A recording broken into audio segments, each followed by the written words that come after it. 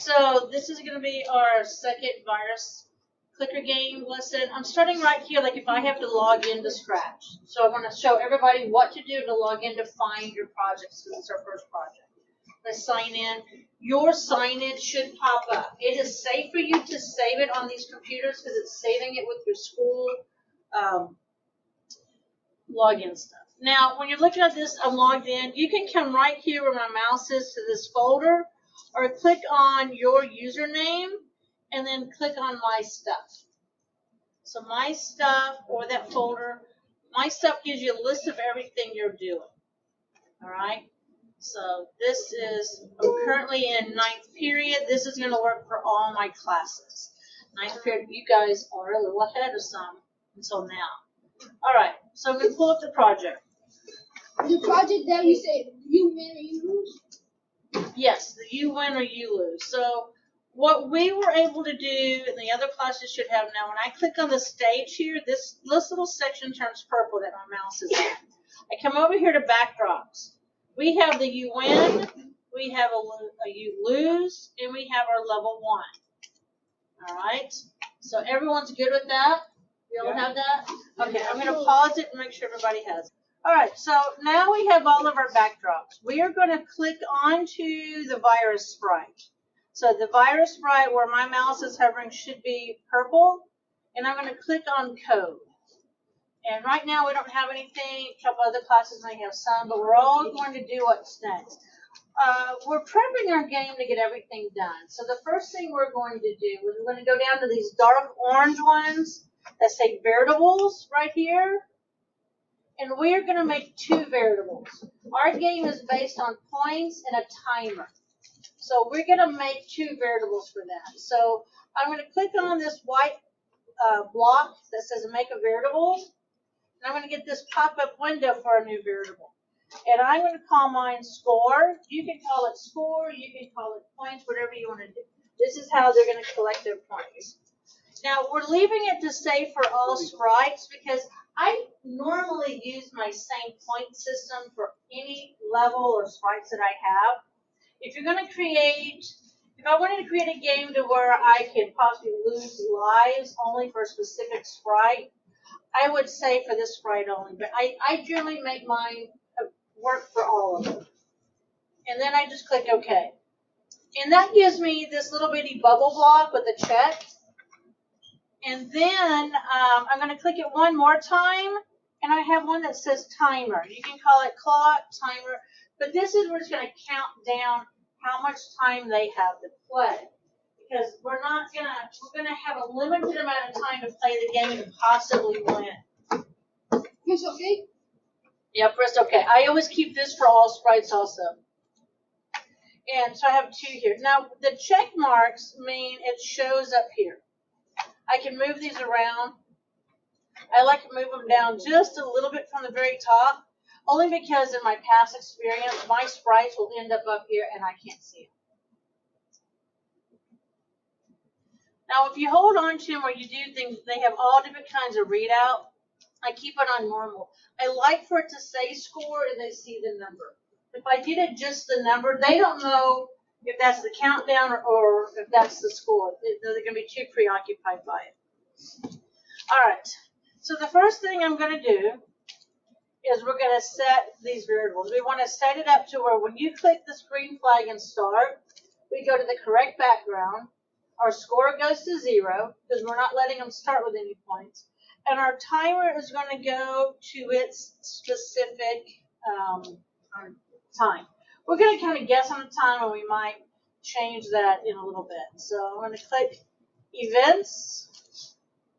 And then I'm going to bring over when I click the green flag. Now, this particular project, we are going to be able to treat this like we did in code.org. Majority of our code will be under this one sprite, and that's because it's a simple clicker game. We don't need multiple sprites for this. So when I click the green flag, first thing I want to do, I'm going to go up here to looks. I'm going to find the block that says switch backdrop to level 1. I want my game to go to level 1.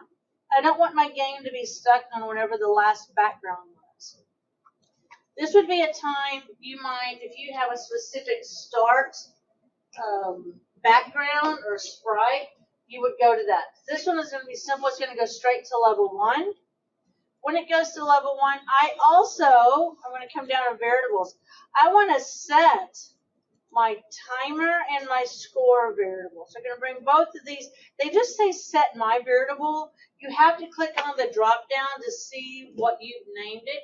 You can have these variables you're going to see on the screen. You might create some variables you only use in coding, but you don't use it. You don't see it on the screen. So My you have timer. You have time right now? Yeah.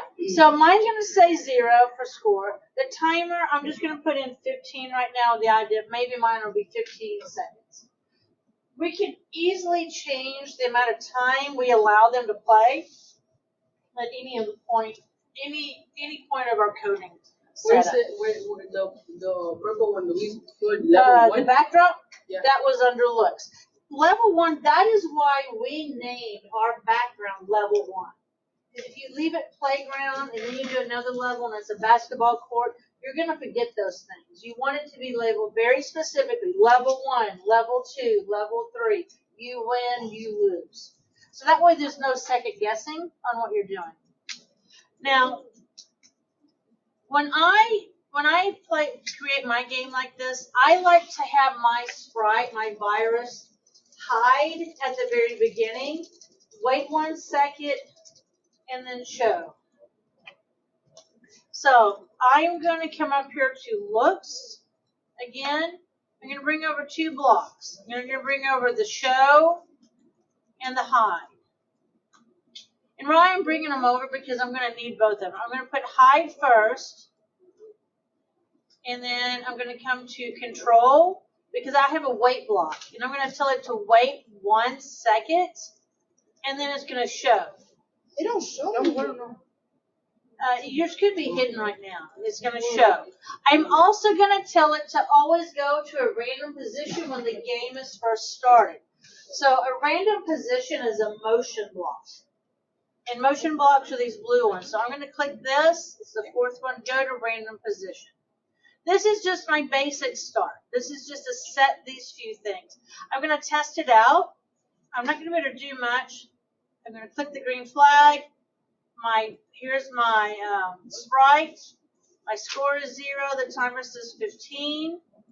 Now, just to test it again, I'm going to just change my black backdrop. Let's pretend that says that. All right, so I'm going to click go. You don't see my sprite. See, this time it's up here. So each time I click the green flag, my sprite will go somewhere else to start. And that's just to get the game going. So I'm going to pause right here. That way everybody can get caught up. All right, so now we're going to create the code that we need. So our sprite, when we click it, it moves to a random location and gives you points. So I'm going to have another one of these green flags. No, actually not the green flag. I'm going to get when the sprite is clicked. You find it in the same place as the green flag. So when the sprite is clicked, I'm going to come down here to variables. Remember when we had the set variable? Well, we're going to do a change variable. And it's going to be change my score. This is when you're going to decide how many points do you want them to get each time they click on it. I can be nice. I can do 5 points? Okay. What is anybody else? What you want to do? What? How many points do you want them to get when they click? I'm going to do 20. 560. You can do 560, but you'll have to have your ending score to win a higher number. All right, so now when I click my sprite, see, it adds. It tells me. But we need to have it change places. We don't want the same spot. So I'm going to go back to motion. I'm going to get another one of these go to random positions and have it go to a random position. So now when I click it, it's going to move all over to different places. All right, so now another option, if you want, you go to looks, and there is a change color effect by 25. This is just going to make my colors change. You don't have to do it. This is how it looks. So see, when I change it, it automatically changes the colors, so it looks a little bit different. All right, so now I've got code. I'm going to click the main green flag here, change it to my score to 0. I can start clicking, I don't see it. and I'm getting points. So I'm going to have to decide now, how many points do you want to have for them to win the game? The timer counting down is going to tell us if they lose. So I'm going to change this. I'm going to pause. All right, I just talked about in my class, this could be a low scoring game. Now I'm going to create the code we need to win. So I'm going to go to control. I need a forever block. I'm going to bring that over. I'm not going to connect it to anything yet. I'm going to build what I need and then put it together. I also need an if statement. Both of these come from the middle gold colors right here. So if something happens, and ours is going to be based on the score, is how we're going to win. Now, I have to fill out my if statement blank here. To do that, I'm going to be using operators with their math blocks from the green section here and our variables. So the first thing I'm going to do for my operator here, I'm going to click on that. I'm going to bring over the OR. Because the reason I do this, I don't know if students are selecting an odd number like 33, or how many points they get. So you have like a different number that's, and I don't mean odd like just odd numbers, it could be 22, 24. You can't always get to an even number. So we're going to say if you get to a certain number or equal to it, you can win. So I need this OR button. I'm also going to need this blank is greater, and it says 50 here, but we'll change it. And I need the equal sign one. So something is greater than a number, or something is equal to a number. Right, so those are our math blocks. Now I said we had to go to variables. This is where we're going to use these little bubble blocks. We're going to be talking only about the score. So I'll bring 2 of them over. And I'm going to put them into this side. You don't want to type in here like this. That's not going to work. You got to have a block in there. The numbers are different. You type those. But here you have to take this block and slide it in, and it'll expand. Now I'm doing 20 points. For good measure, I'm going to say 100. I can always change this depending on if I want to make it more difficult, or if I want to change my point system. So I'm going to put 100 on each one. Either my score is greater than 100 or equal to 100. The game's over, they won. You see, that's my game over, they won. Now I'm going to get these 2 separate math blocks inside of this one. Now when you're sliding in blocks into something like this, when you grab it, you want to look, you got to see where it gets that white outline. I can pop that in there. If I try coming in this way, you can see it doesn't work. You have to expand this way. Sometimes you have to be careful. Depending on the kind of game you have, you can have a lot of and ors because of what the options are. This one's going to be kind of simple. And then I'm going to take it, and I've got to put it in here. But notice I don't go this way. It doesn't work. I have to go coming in backwards than we would normally write, and you see the white. Yeah, you have to be careful how you put it in. I just said if the block doesn't, if you're coming in the wrong direction, it won't let you in. So you got to come in. Okay, see how that turns white around that little spot there?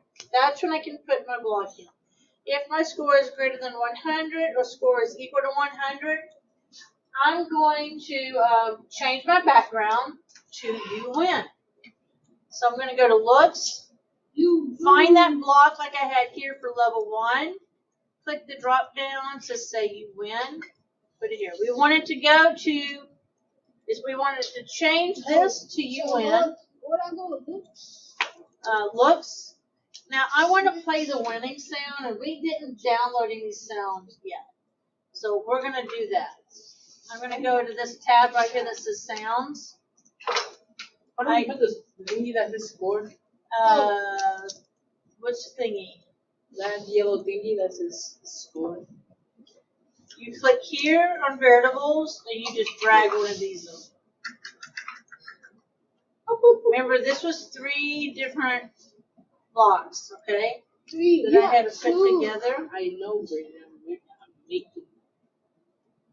You should have been making. If you All was right. focused. So you're going to take a moment and pause.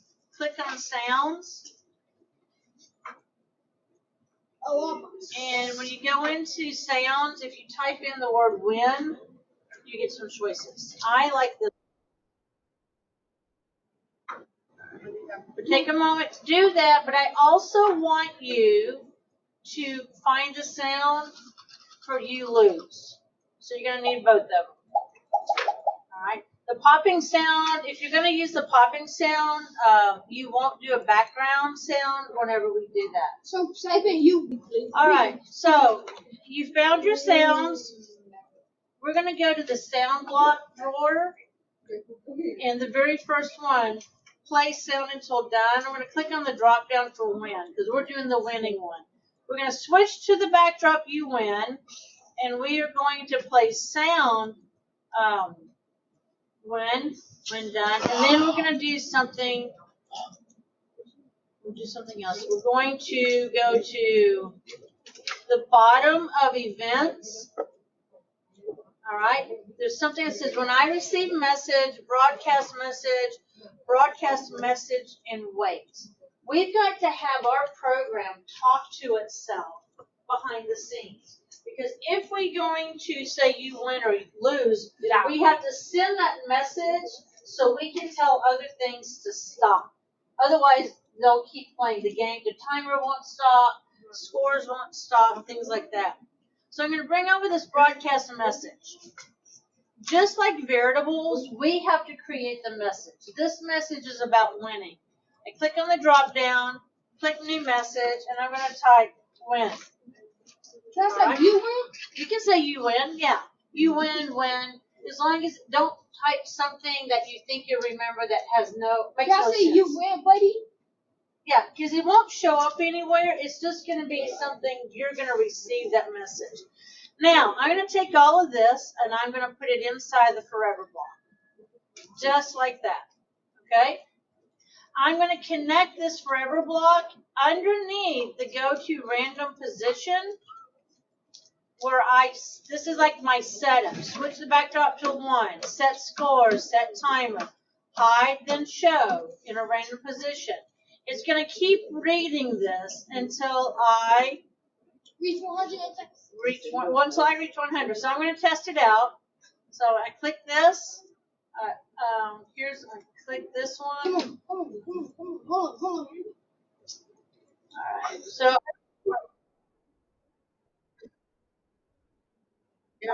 see how this is going? We did the broadcast message. We have to tell it to turn off. So it says a broadcast message, but nobody's receiving the message. So right over here, where we last brought over that message, broadcast message, I'm going to bring over broadcast when I receive message. When you click on that, you'll see where you have the win button, whatever you said. This is going to tell everything when to stop. Because we don't want that music to play forever and ever, right? So I'm going to go to controls. You want it to play a little bit. So I'm going to say bring over a wait block. You could do 1 second. You can play over 2. That's in the top of controls. The bottom of controls, you see the stop all. Bring over stop all. And I like to say stop other scripts in this sprite. Sometimes the stop all works great. Sometimes it doesn't. It's kind of hit or miss. That's why I prefer to tell, when I receive this message, tell everything else in this script to stop. Anywhere you have code, if I have 5 sprites that are doing things, they'd all, would have to receive this message or they keep going. So we're going to test it again. We're going to see if this stops. All right, see, I'm on this one. I click the green flag. I'm on level 1. Here's my sprite. Oh. Alright, see how that stopped on its own? Because it took. Now, if you think when it's done, that's not really long. I want them to celebrate a little longer. Then just up your time on this 1 second. Try 1.5. It's actually longer than you think. Alright, so this is the end of our first lesson. The next video will start with the timer and how they can lose.